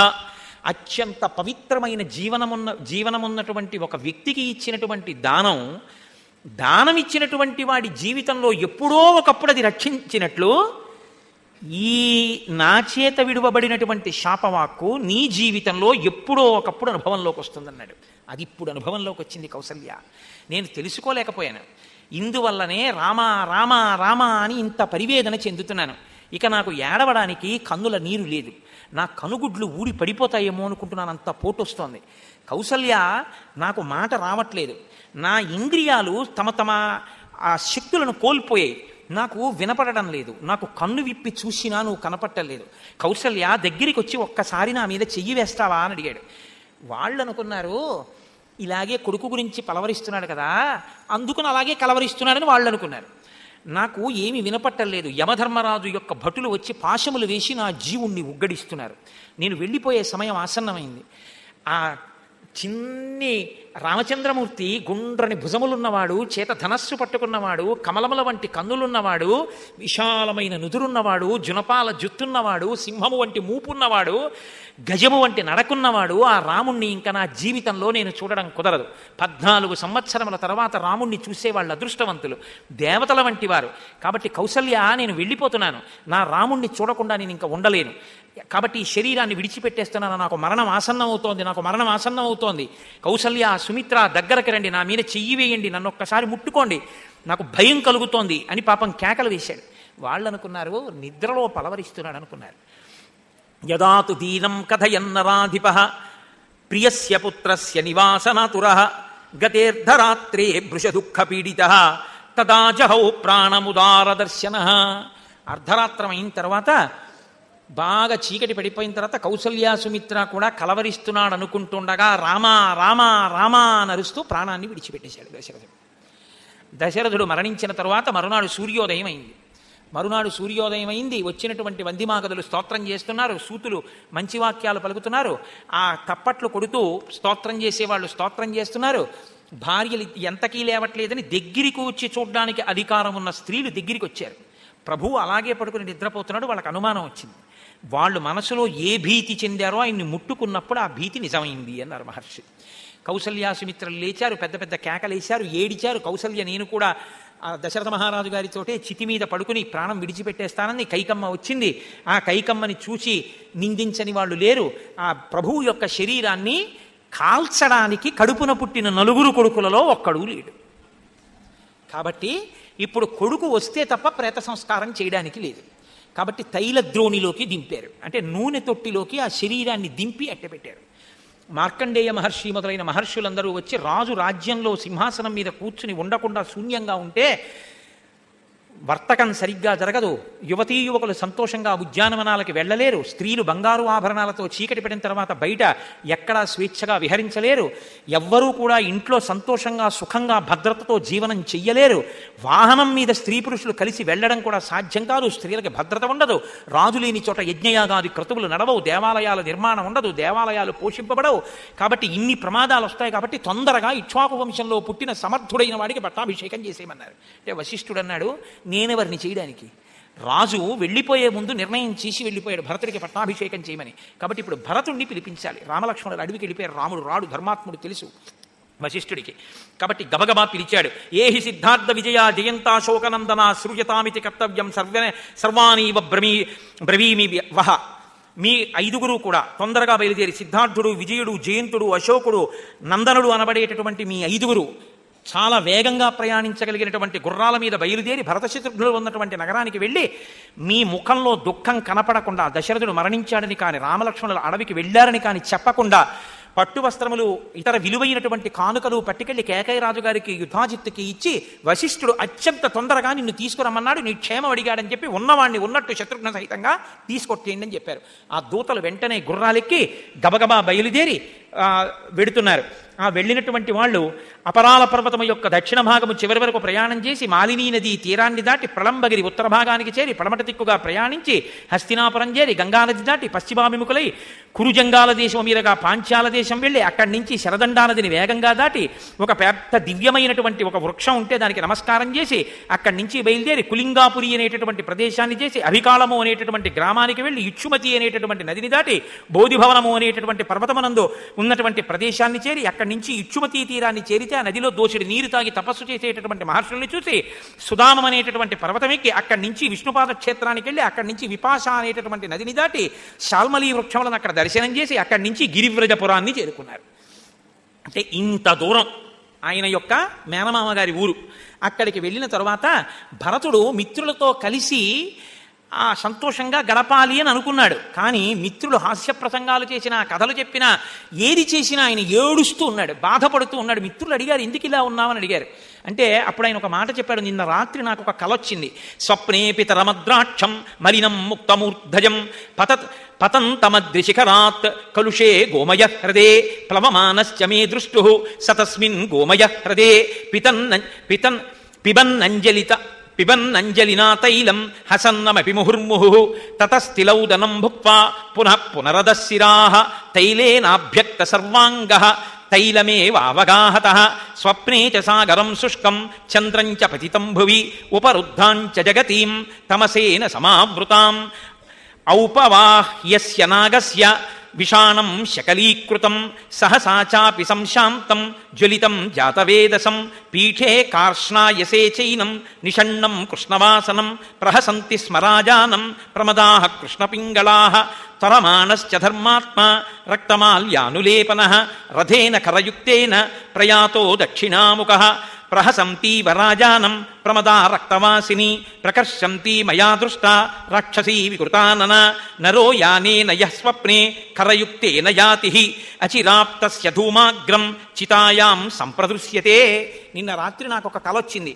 ఆ కలలో ఒక పర్వత శిఖరం మించి దశరథ మహారాజు గారు ఒక పెద్ద పేడ హ్రదంలో పడిపోయి అందులోనే తల కిందకి కాళ్ళు పైకి పెట్టి అందులో పడుతూ పైకి లేస్తూ ఆ ఒడ్డున కూర్చుని నూనె తాగుతూ ఒళ్ళంతా నూనె పోసుకున్నాడు. నీరు ఇంకిపోయిన సముద్రం, ఆకాశంలోంచి పడిపోతున్నటువంటి చంద్రుడు, చీకట్లు కమ్ముకుని ఉన్నటువంటి భూమి నాకు ఆ కలలో కనపడ్డాయి. ప్రభువు ఎక్కినటువంటి ఏనుగు దంతం విరిగిపోయి కింద పడిపోయినట్టుగా, ఉవ్వెత్తుగా పైకి లేచినటువంటి అగ్ని అకస్మాత్తుగా చల్లారిపోయినట్టుగా, చెట్లన్నీ ఎండిపోయినట్టుగా, భూమి కృంగిపోయినట్టుగా, నా తండ్రి నూనె తాగుతున్నప్పుడు గాడిదల రథం మీద వెడుతుంటే ఎర్రని నల్లని వస్త్రములు కట్టుకున్న ఒక ఆడది వికటాట్టహాసం చేసి మెడలో పాశం వేసి దక్షిణ దిక్కుకు ఈడ్చుకుపోతున్నట్టుగా నాకు కలొచ్చింది. అలా కలలో ఎవరు కనపడ్డారో వారు గాడిదల రథం మీద వెడుతున్నట్టు కనపడితే చాలా తొందరగా ఆ వ్యక్తిని చితి మీద పెట్టి కాలుస్తున్నప్పుడు లేచిన పొగ ఆకాశంలో కనపడుతుంది. కాబట్టి నా తండ్రి మరణిస్తాడు అని నాకు భయంగా ఉంది, అందుచేత నా మనసుకి స్వస్థత లేదు అన్నారు. ఈలోగా భరతుని దూతలు వచ్చారు. ఆ వశిష్ఠ మహర్షి పంపిన దూతలు వచ్చారు. వచ్చి నువ్వు తొందరగా బయలుదేరు అన్నారు. ఆయన వాళ్ళందరినీ కూడా కుశలం అడిగాడు. కచ్చిత్ సుకశులీ రాజా పితా దశరథో మమ కచ్చిచ్చారో గతా రామే లక్ష్మణీ చ మహాత్మని ఆర్యా చ ధర్మనిరత ధర్మజ్ఞా ధర్మదర్శిని అరోగా చాపి కౌసల్యా మాతా రామస్య ధీమతః కచ్చిత్ సుమిత్రా ధర్మజ్ఞ జననీ లక్ష్మణస్య శత్రుఘ్నస్య చ వీరస్య సారోగా చాపి మధ్యమా. నా తండ్రి దశరథ మహారాజు గారు సంతోషంగా క్షేమంగా ఉన్నాడా? మహాత్ముడైనటువంటి ఆర్యపుత్రుడు రామచంద్రమూర్తి కుశలంగా ఉన్నాడా? కౌసల్యాదేవి కుశలమా? లక్ష్మణుడు కుశలమా? ఇక్కడ వరకు బాగా అడిగాడు. ఆత్మకామ సదాచండీ క్రోధన ప్రజ్ఞమానిని అరోగాచాపి మే మాతా కైకేయీ కిమువాచః.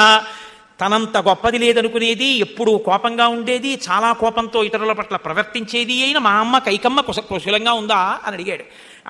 అందరూ కుశలంగా ఉన్నారు, నువ్వు తొందరగా బయలుదేరన్నారు. మేనమామ దగ్గరికి వెళ్ళాడు. మీరేమనుకోవద్దు, నేను బయలుదేరిపోతున్నానన్నాడు. సరే వెళ్ళిరమ్మన్నారు. ఆయనకి కేకయ్య మహారాజు గారు భద్రగజాలు ఇచ్చాడు, చిత్రమైన కంబళులు ఇచ్చాడు, మృగచర్మములను ఇచ్చాడు, ధనమునిచ్చాడు, 2000 బంగారు నాణాలు ఇచ్చాడు, 1600 గుర్రములను ఇచ్చాడు, గొప్ప మిరికలైనటువంటి అంగరక్షకుల్ని ఇచ్చాడు. ఆ తరువాత మేనమామయ్య అయినటువంటి యుధాజిత్ గొప్ప గొప్ప అందమైనటువంటి ఏనుగులను ఇచ్చాడు, గుర్రాలను ఇచ్చాడు, పెద్ద పులులా తిరిగేటటువంటి వేట కుక్కల్ని ఇచ్చాడు. ఈ సంబారాలన్నీ తర్వాత తీసుకెడతాను, ముందు నా మనసు పీడతో ఉంది, నేను తొందరగా ఇంటికి వెళ్ళిపోవాలన్నాడు. రాజు కాబట్టి చతురంగ బలాలతో ఉన్నాడు కాబట్టి వచ్చినటువంటి దూతలు వచ్చిన అడ్డదారిలో కాకుండా ఇతరమైనటువంటి మార్గంలో బయలుదేరి ఎన్నో దేశాలు దాటుకుంటూ అయోధ్య నగరాన్ని చేరుకున్నాడు. అయోధ్య నగరం వంక చూశాడు. ఎక్కడ చూసినా దుశ్శకునములే, ఇంటి మీద పతాకములు లేవు, ఇంటి ముందు ముగ్గులు లేవు, ఎవరు అన్నం వండుకున్న దాఖలాలు లేవు, దేవాలయాలు తెరవలేదు, పూజలు చెయ్యలేదు, ఎవరి ముఖాల్లోనూ కళలేదు, కాంతి లేదు, వాడిపోయి అందరూ ఏడ్చిన వాళ్ళలా ఉన్నారు. బయటికి వచ్చిన వాళ్ళు లేరు, తన ముఖం చూసిన వాళ్ళు లేరు, ఉద్యానవనాలన్నీ ఖాళీ, ఎక్కడా ఎవరు నవ్వుతూ సంతోషంగా ఒక్కరు కనపడలేదు. ఏదో ప్రమాదాన్ని నా మనసు శంకిస్తోంది అని భయపడుతూ గబగబా తండ్రి గారు ఉండేటటువంటి అంతఃపురంలోకి వెళ్ళాడు. ఖాళీగా ఉంది, ఎవ్వరూ ఏమీ జవాబు చెప్పలేదు. పరిగెత్తుకుంటూ కైకమ్మ ఉండేటటువంటి ప్రాసాదానికి వెళ్ళాడు. వెళ్ళి ఆ కైకమ్మని చూశాడు. కైకమ్మ కూడా భరతుణ్ణి చూసింది. అనుప్రాప్తం తుతం దృష్ట్వా కైకేయీ ప్రోషితం సుతం ఉత్పపాత తదాహృష్ట త్యక్వా సవర్ణమాసనం. ఎగిరి గంతేసి ఒక్కసారి బంగారు ఆసనం మించి లేచింది. లేచి కొడుకుని దగ్గరగా తీసుకొచ్చి కూర్చోబెట్టుకుంది. నాయనా, మీ తండ్రి చచ్చిపోయాడురా, సీతారామలక్ష్మణులు అడవికి వెళ్ళిపోయాడురా అని ఆవిడ చెప్పలేదు. ఆవిడ ఏం చెప్పిందంటే, ఆర్యకస్తే శుకశలి యుధాజిన్ మాతులస్తవ ప్రవాసాచ్ఛ సుఖం పుత్ర సర్వం మే వక్తుమర్హసి ఏవం పృష్టస్తు కైకయ్య ప్రియం పార్థివనందన అచష్ట భరత సర్వం మాత్రే రాజీవలోచన. నాయనా, నీ మేనమామ యుధాజిత్తు కుశలమా? మీ తాతగారి కేకయరాజు కుశలమా? అక్కడ నువ్వు ఏమేం చూసావు, ఎలా గడిపావు, ఎంత సంతోషంగా ఉన్నావు, ఏదవన్నీ చెప్పు అంది. చెప్పవలసినవన్నీ చెప్పాడు. కానీ ఆయన మనసు దశరథుడి కోసం వెంపర్లాడుతోంది. ఆయన అన్నాడు, అమ్మ అంతఃపురానికి వెళ్ళాను, నాన్నగారు అంతఃపురంలో లేరు, అక్కడ లేకపోతే ఇక్కడే ఉండేవారు కదా నాన్నగారు, ఈ పర్యంకం మీద నాన్నగారు లేరేమమ్మా, మహానుభావుడు కదమ్మా, తండ్రి నన్ను చూడగానే ఎంతో ప్రేమతో పరిగెత్తుకొచ్చి నా మూర్ధన్య స్థానం మీద ముద్దు పెట్టేవారు, అలాంటి నాన్నగారు కనపట్టలేదు, అమ్మ నాన్నగారు ఏరమ్మా అని అడిగాడు. ఆవిడంది, యాగతి సర్వభూతానాం తాంగతింతే పితాగత రాజా మహాత్మా తేజస్వి యాయజూక సతాంగతి. ఆ పెద్ద విశేషమే ఉందిరా, పుట్టిన సర్వభూతములు చిట్ట చివరి ఎక్కడికి పోతాయో మీ నాన్న అక్కడికి పోయాడు రా అంది. ఆశ్చర్యపోయాడు. తచ్చుత్వా భరతో వాక్యం ధర్మాభిజనవాన్ శుచి పపాత సహసా భూమౌ పితృశోక బలార్దిత. పితృశోకంతో నేల మీద పడి తన్నుకు ఏడ్చాడు. ఏడుస్తుంటే ఆవిడంది, మహానుభావుడమ్మా నా తండ్రి, క్వసపాణి సుఖస్పర్శ తాతస్య క్లిష్టకర్మణ ఏన మాం రజసాధ్వస్తం అభీక్షణం పరిమార్జతి. అమ్మ, నేను ఆడుకుంటే నా ఒంటి మీద మట్టి పడితే నేను వెళ్ళిపోతుంటే నన్ను పిలిచి నా తండ్రి వంగి ప్రియమార ఆ చేత్తో నవ్వుతూ ఒంటి మీద మట్టి అంతా తుడిచేవాడమ్మా. ఆ చెయ్యి నా ఒంటికి తగిలినప్పుడు ఎంత సంతోషంగా ఉండేదో తెలుసా అమ్మా. ఇంకా ఆ చెయ్యి నాకు తగలదా, కదలడా తండ్రి అని భరతుడు ఏడుస్తుంటే ఆవిడంది, ఎందుకయ్యా ఏడుస్తావు, నువ్వు కాబోయే మహారాజువి, లేచి స్వస్థత పొందు, ప్రతిబంధకం లేని ఈ రాజ్యాన్ని నువ్వు ఏలవలసి ఉంది అంటే ఆయన అన్నాడు, ఏమే భ్రాతా పితా బంధు యస్య దాసోస్మి ధీమత తస్య మాం శీఘ్రమాఖ్యాహి రామస్య క్లిష్టకర్మణ. ఏ కార్యాన్నైనా అవలీలగా సాధించగలిగినటువంటి మహానుభావుడు నా అన్న రామచంద్రమూర్తి, పెద్దవాడు, ఆయనే నాకింక తండ్రి, జ్యేష్ఠుడు. అమ్మా, నేను ఆయన పాదములు పట్టి నమస్కరించి ఆయన దగ్గరికి వెడితే తప్ప నాకు మనశ్శాంతి లేదు. అమ్మా, పితా హి భవతి జ్యేష్ఠో ధర్మమార్యస్య జానతః తస్య పాదౌ గ్రహీష్యామి సహిదానీం గతిర్మమ. ఆ రామచంద్రమూర్తి పాదములు పట్టుకోవడం ఒక్కటే నాకు గతి, అప్పుడే నాకు శాంతి. ఏడమ్మా రాముడు అని అడిగాడు. అడిగి, అమ్మా నాన్నగారికి ఏమనారోగ్యం వచ్చిందమ్మా, ఎందుకు మరణించారమ్మా, ఇంకా ఏదో యజ్ఞం చేస్తున్నారో, పెద్ద కొడుకు రాముడికి యమరాజ్య పట్టాభిషేకం చేస్తున్నారో అనుకున్నానమ్మా, ఏమనారోగ్యం వచ్చింది, ఎందుకు అకస్మాత్తుగా చనిపోయారు, చనిపోతూ ఆఖరణ ఏం చెప్పారమ్మా అని అడిగాడు. ఆవిడంది, పశ్చిమం సాధు సందేశం ఇచ్చామి శ్రోతుమాత్మనః ఇది పృష్టా యథాతత్వం కైకేయీ వాక్యమబ్రవీత్ రామేతి రాజా విలపన్ హాసీతే లక్ష్మణేతి చ స మహాత్మా పరం లోకం గతో గతి మతాంబరః. చిట్ట చివర మీ నాన్న చనిపోయే ముందు హా రామ, హా సీత, హా లక్ష్మణ, మీరు నాకు కనపడరా అని ఏడుస్తూ చచ్చిపోయాడు రా. అదేమిటమ్మా అలా చచ్చిపోవడం ఏమిటమ్మా, రామచంద్రమూర్తి అన్నగారు ధర్మాత్ముడు, తండ్రి పక్కన ఉండాలి కదా, లక్ష్మణుడు ఉండాలి కదా, సీతమ్మ ఉండాలి కదా, వాళ్ళు ఎక్కడికి వెళ్ళారమ్మా అన్నాడు. ఏం లేదురా అబ్బాయి, నేను 2 వరాలు అడిగాను. సహి రాజసుతపుత్రాచీరవాస మహావనం దండకాంస వైదేహ్య లక్ష్మణానుచరోగత. 14 ఏళ్ళు అరణ్యవాసం చెయ్యమని నేను అడిగానని రాముడు సీతమ్మతో కలిసి అడవికి ఎడుతుంటే తగుదునమ్మా అని లక్ష్మణుడు కూడా బయలుదేరి సృష్టి చేస్తానని విడిపోయాడు. వాళ్ళు అడవికి పోయారు, ఈయన చచ్చిపోయాడు. కాబట్టి ఎవరు లేరు రా పక్కన అందావిడ. ఆయన అన్నాడమ్మా అడవికి ఎందుకు వెళ్ళాడమ్మా, ఆయనకి వరాలన్న మాట బాగా చెవులో పడలేదు. అడవికి వెళ్ళారు అన్నది పడింది. కచ్చిన్న బ్రాహ్మణధనం హృతం రామేణ కస్యచిత్ కచ్చిన్నాడ్యో దరిద్రో వా తేన పాపో విహింసిత. అమ్మా ఒకవేళ రాముడు బ్రాహ్మణ ధనాన్ని ఏమైనా అపహరించాడా, లేకపోతే భ్రూణహత్య చేశాడా, పాపాత్ములైన వారిని శిక్షించకుండా వదిలేశాడా, పుణ్యాత్ములైన వారిని శిక్షించాడా? ఎందుకు అడవులకు పంపాడమ్మా తండ్రి గారు? తండ్రి అడవులకు పంపడే అన్నాడు. అడవులలో ఉన్నారని చెప్పింది. ఎందుకు అడవులకు వెళ్ళారమ్మా అంటే ఆవిడంది, మీ అన్న రాముడు ఎప్పుడూ అటువంటి పాపపు పనులు చేయడు, ఏ పాపమూ చేయలేదు, నేనే వరాలు అడిగాను నీకోసం అని చెప్పి రాజ్యం నీకు ఇప్పించాలని ఆయన ఎంతో సంతోషపడిపోతాడు అనుకుంది. అకంటకం చేయడం కోసం రాముడు అరణ్యవాసానికి వెళ్ళాలని నీకు రాజ్యం ఇమ్మని అడిగాను. మీ నాన్న సత్యవాక్యమునకు బద్ధుడై రాజ్యం ఇచ్చానని రాముణ్ణి అడవులకు పంపాడు. పంపి కొడుకుని చూడకుండా ఉండలేక కలవరిస్తూ మరణించాడరా. దానివల్ల ఇప్పుడు ఇంకా కంటకం లేదు, నీకు అప్రతిహతంగా రాజ్యం చిక్కింది. మా శోకం మా చ సంతాపం ధైర్యమా శ్రియపుత్రక తదధీనా హి నగరీ రాజ్యం చైతదనామయం. ఇప్పుడు దశరథుడు లేడు, రాముడు లేడు, లక్ష్మణుడు లేడు, సీతమ్మ లేదు, రాజ్యం అకంటకం.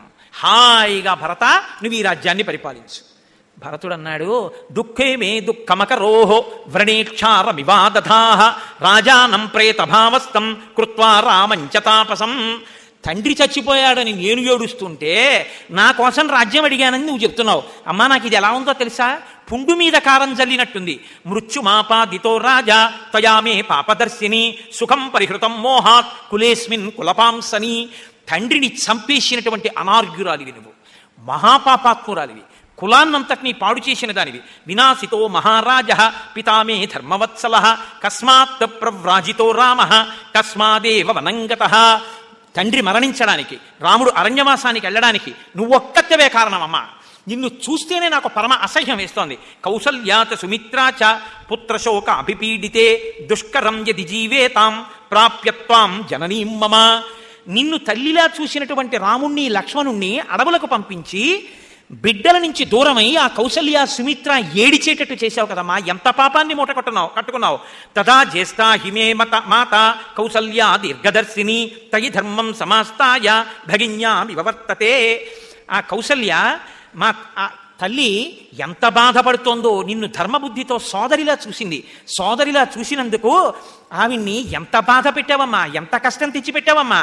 నమే వికాంక్షా జాయేత త్యక్తుత్వాం పాపనిశ్చయాం యది రామస్యనాపేక్ష త్వయిన్యాన్మాంతృవత్సదా. నిన్ను నేను అసలు ఇప్పుడే ఇక్కడే ఈ క్షణంలోనే విడిచిపెట్టేసి ఉండేదాన్ని. కానీ ఎందుకు నిన్ను నేను ఇంకా గౌరవించి అమ్మా అని అంతఃపురంలో ఉంచవలసి వస్తుందో తెలుసా? ఒక్కటే కారణం, ఇది రామస్యనాపేక్ష త్వయిస్యాన్ మాతృవత్సదా. రాముడు నిన్ను కూడా కన్న తల్లిలా భావించాడు. నేను నిన్ను బయటికి తోసేస్తే రాముడి తల్లిని తోసేసిన దోషం నాకు అంటుకుంటుంది. అందుకని నిన్ను ఉంచుతున్నాను అంతఃపురంలో. లేకపోతే నువ్వు చెప్పినటువంటి ఈ మాట విన్న ఉత్తర క్షణంలో నిన్ను పైకి తోసేసి ఉండాల్సింది. ఆడపుటక పుట్టావు, తల్లివయ్యావు, ఒకరికి భార్యవి, నీకు కష్టం అంటే ఏమిటో తెలియలేదు, అంత క్రోధంతో ప్రవర్తిస్తావా? అన్యదాకిల ధర్మజ్ఞ సురభి సురసమ్మత వహమానౌ దదర్శోర్యాం పుత్రౌ విగతచేతసా. ఒకానొకప్పుడు కామధేనువు ఆకాశ మార్గంలో వెళ్ళిపోతున్నటువంటి కామధేనువు కిందకి చూసింది. ఒక పూటంతా పొలం దున్నాయి 2 ఎద్దులు. ఇంత కష్టపడి పొలం దున్నినటువంటి 2 ఎద్దులు ఇంకా దున్నలేక క్లేశపడి నడవలేక బాధపడి కిందకి కాళ్ళు వంచితే రైతు తోక మిలిపెట్టి నడ్డి మీద కొట్టాడు. కొడితే ఆ బాధ చూసి నా వంశంలో పుట్టినటువంటి పుత్రులు ఈ ఎద్దులు, వీటిని రైతు ఇంత బాధ పెడతాడా అని కామధేనువు ఏడ్చింది. ఆ కామధేనువు కన్నుల వెంట పడినటువంటి కన్నీటి బిందువులు కింద వెడుతున్నటువంటి ఇంద్రుడి మీద పడ్డాయి. అత్యంత సువాసనతో ఉన్న ఆ నీటి బిందువుల్ని చూసి పైకి చూశాడు. కామధేనువు కనపడింది. కామధేనువా నువ్వేడుస్తున్నావు ఎందుకు అని అడిగాడు. నా సమస్త అవయవములలోంచి పుట్టినవారయ్యా బిడ్డలంటే, అన్ని అవయవములలోని తేజస్సు నుంచి పుట్టినవాళ్ళు, ప్రత్యేకించి కొడుకు హృదయము నుంచి కూడా చైతన్యము కదిలితే పుట్టినవాడు. అటువంటి నా బిడ్డలు లోకంలో భూమి మీద ఎంత కష్టపడుతున్నారో చూడు అని కామధేను వేచింది. అప్పుడు ఇంద్రుడు అనుకున్నాడు ముక్కున వేలేసుకుని, యస్యాహ పుత్ర సహస్రైస్తు కృత్స్నం వ్యాప్యమిదం జగత్ తాం దృష్ట్వా రుదతీం శక్రో నసుతాన్ మన్యతే పరం. ఓహో, ఇన్ని వేల దూడలున్నాయి ఈ కామధేనువుకి. ఈ భూమి మీద ఉన్న ఇన్ని ఆవులు దూడలు ఎద్దులు దూడలు దాని బిడ్డలే. ఇంతమంది బిడ్డలున్నా 2 బిడ్డలకి కష్టం వస్తే కామధేనువు తట్టుకోలేకపోయింది. ఇది కదా పుత్రప్రేమ అంటే అని నేను అనుకున్నాను అని ఇంద్రుడు అనుకున్నాడు ఆ రోజున. అమ్మా, అన్ని వేల దూడలు ఆవులు ఉన్నటువంటి కామధేనువు 2 బిడ్డలు కష్టపడితే ఏడిచిందే. లేక లేక లేక లేక అశ్వమేధయాగం చేసి అంత కష్టపడి అన్ని పూజలు అన్ని నోములు నోస్తే పుట్టిన సుగుణాభిరాముడమ్మా నా అన్న కౌసల్యకి ఒక్కగానొక్క కొడుకు. 14 సంవత్సరములు అడవికి వెళ్ళిపోమన్నావే, నారచీర కట్టుకుని వెళ్ళిపోమన్నావే, అసలు ఎండకన్నెరుగని నా తల్లి నా వదిన సీతమ్మ వెళ్ళిపోయిందే. మా అమ్మ కౌసల్య ఎంత బాధపడుంటుందమ్మా. నువ్వు మనిషివా పశువువా? ఎలా పంపించావమ్మా ఇలాగా? పైగా వరాలు కోరానని చెప్తున్నావా? ఇప్పుడు ఈ కల్మషం కడుక్కోవడానికి నేను ఎంత బాధపడాలమ్మా? నీకు ప్రాయశ్చిత్తం ఒక్కటే. ఏ రాముడు అరణ్యంలో ఉండాలి తాపసిగా అని వరం అడిగావో ఆ రాముడి స్థానంలో నేను వెళ్ళిపోతాను తాపసిగా. నారచీరలు కట్టుకెళ్ళిపోతాను. ఈ రాజ్యం అన్నది నాకు అక్కర్లేదు, ఇది మా అన్నగారిది. ఇక్కడ ఈ వంశంలో జ్యేష్ఠపుత్రుడికే రాజ్యం. అమ్మా, నేను రాజ్యం పుచ్చుకోను. నువ్వు ఏడుస్తూ రాజ్యం నాకు దక్కకుండా నేను అరణ్యంలో ఉంటే నువ్వు అంతఃపురంలో ఉండి చూడాలి. రాముడు రాజ్యం చేస్తాడు, నేను ఉండను. సాత్వమగ్నిం ప్రవిశవా స్వయం వా దండకాన్విష రజ్జుం బధానన వాకంఠే సహితేన్యత్పరాయణం నహితేన్యత్పరాయణం. నా అంత నిన్ను చంపడానికి చేతులు రావట్లేదు. ఇంకా బతకాలని కోరిక పెట్టుకోకు. ఇంత ఘోరమైన పని చేసి నీ ముఖం ఎవరికి చూపించకు. నీ అంత నువ్వు స్వాత్వమగ్నిం ప్రవిశవా, అగ్నిహోత్రంలో దూకి చచ్చిపో. లేకపోతే దండకారణ్యానికి నువ్వు వెళ్ళిపో. లేకపోతే కంఠానికి ఉరితాడు పోసుకుని చచ్చిపో తప్ప ఇక నువ్వు బతికుండద్దు. ఎందుకంటే నీకు ఆ అవకాశం పోయింది. నువ్వు అంత ఘోరమైనటువంటి అన్యాయం చేసేసావు అని నా తల్లి కౌసల్య ఎంత బాధపడుతోందో. రాముడు వెళ్ళిపోయి ఇప్పటికి ఇన్ని రోజులైపోయింది అని పరుగు పరుగున కౌసల్యా మందిరానికి ఎడుతున్నాడు. భరతుడు వేస్తున్న కేకలు వినపడ్డాయి కౌసల్యకి. భరతుడు వచ్చాడు, సుమిత్ర వెళ్ళి ఒక్కసారి రాజ్యం కోసం తల్లిని కలిసి ఎంత సంతోషిస్తున్నాడో చూసొద్దాం పదా అని. భరించాడు నిందలు కాబట్టి భరతుడు. కౌసల్య వస్తోంది సుమిత్రతో, ఊగిపోతోంది, నీరసపడిపోయి ముఖం నల్లపడిపోయి, కొడుకు పక్కన లేడు, భర్త మరణించాడు. ఎంత క్లేశంతోనో గాలికి వణికి ఊగిపోతున్న అరటి చెట్టులా ఉంది కౌసల్య. సుమిత్రని తీసుకుని వస్తుంటే తానే ఎదురు వెళ్ళి కౌసల్య కాళ్ళ మీద పడ్డాడు. కౌసల్య 2 భుజాలు పట్టుకుని పైకెత్తుతూ అంది, ఇదంతే రాజ్యకామస్య రాజ్యం ప్రాప్తమకంటకం సంప్రాప్తం బత కైకేయ్యాః శీఘ్రం క్రూరేణ కర్మణ. నాయనా, మీ అమ్మ చాలా క్రూర కర్మ చేసి నీకు రాజ్యం తెచ్చిపెట్టింది. సంతోషమా? అకంటకం, నీకు అడ్డు లేదు, నా కొడుకు లేడు. హాయిగా రాజ్యం పట్టం కట్టుకుని అనుభవిస్తావా? సంతోషమేనా నాయనా? నువ్వు కోరుకున్నది నీకు